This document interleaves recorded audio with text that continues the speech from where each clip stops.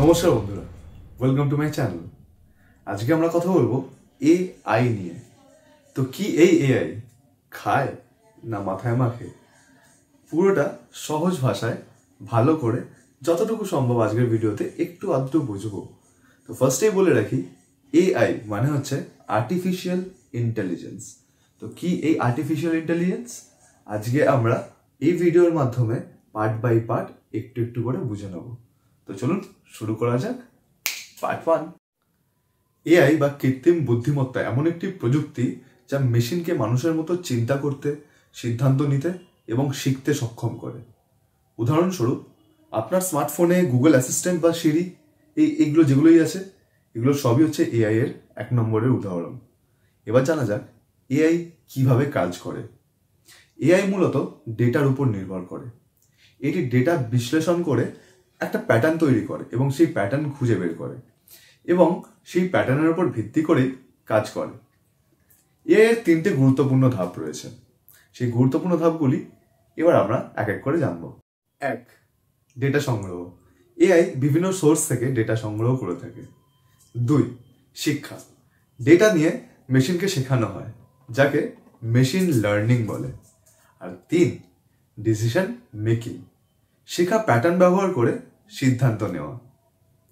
AI এর 3 রকমের প্রকারভেদ রয়েছে। সেই প্রকারভেদগুলো কি কি চলুন আমরা জেনে নিই। ন্যারো এআই, এটি একটি নির্দিষ্ট কাজ, ঠিক আছে, এটি একটি নির্দিষ্ট কাজ করতে পারে, যেমন গুগল ট্রান্সলেট। গুগল এআই, যেটাকে আমরা গুগলের এআই বলে থাকি, এটি মানুষের মতো চিন্তা করতে পারে। এখনো তৈরি হয়নি, বাট ইন ফিউচার সেটার চিন্তাভাবনা করা চলছে। আর আরেকটি এআই, যেটাকে বলা হচ্ছে সুপার এআই, এটি মানুষের থেকেও স্মার্ট হবে ভবিষ্যৎ প্রজন্মের জন্য। এটি একটি ভবিষ্যতের প্রযুক্তি। এআই আজ প্রায় সব ক্ষেত্রেই ব্যবহৃত হচ্ছে, সব সেক্টরে। সেই ব্যবহার করার সেক্টরগুলো কি কি আমরা আজকে জেনে নেব। 1. স্বাস্থ্য। রোগ যেমন ডিজিজ, এই ডিজিজ আইডেন্টিফিকেশনের জন্য এআই এখন ব্যবহার হচ্ছে সর্বক্ষেত্রে। শিক্ষা, টিচিং, বাচ্চাদের জন্য কাস্টমাইজ লার্নিং প্ল্যান, এই সমস্ত কিছু তৈরির জন্য তৈরি হচ্ছে এআই। এগুলোর জন্য আমাদের ব্যবহার করা হচ্ছে এআই। বিনোদন, আপনার নেটফ্লিক্স রেকমেন্ডেশন আসছে, সেটাও আসছে এআই থেকে। এখনকার দিনে টেসলা যে গাড়ি চলছে, সেই গাড়িতে এখন সেলফ ড্রিভেন বলে একটা অপশন এসে গেছে। গাড়িটা নাকি নিজে থেকেই চলবে, এই স্বয়ংচালিত গাড়ি, এটাও এসছে এআই থেকে।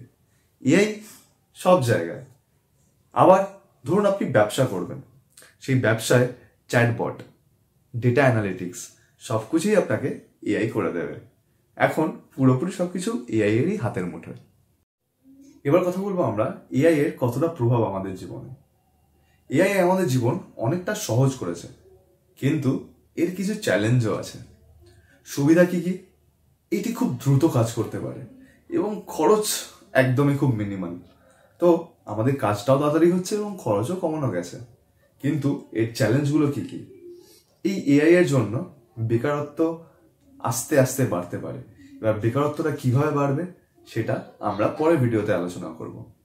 এর ডেটা সিকিউরিটির একটা ঝুঁকি রয়ে গেছে, সেই নিয়েও আমরা পরের ভিডিওতে একদিন আলোচনা করব। তো বন্ধুরা, এই ছিল আজকে আমাদের ভিডিও। এআই আমাদের ভবিষ্যৎ বদলে দিতে চলেছে খুব তাড়াতাড়ি। আপনারা কি মনে করছেন, এআই ভালো না খারাপ? কমেন্টে জানাতে ভুলবেন না। আর ভিডিওটি ভালো লেগে থাকলে একটা লাইক, শেয়ার আর একটা সাবস্ক্রাইব করুন। দেখা হবে পরের ভিডিওতে ঠিক এআই নিয়ে আলোচনা করার জন্য। ধন্যবাদ।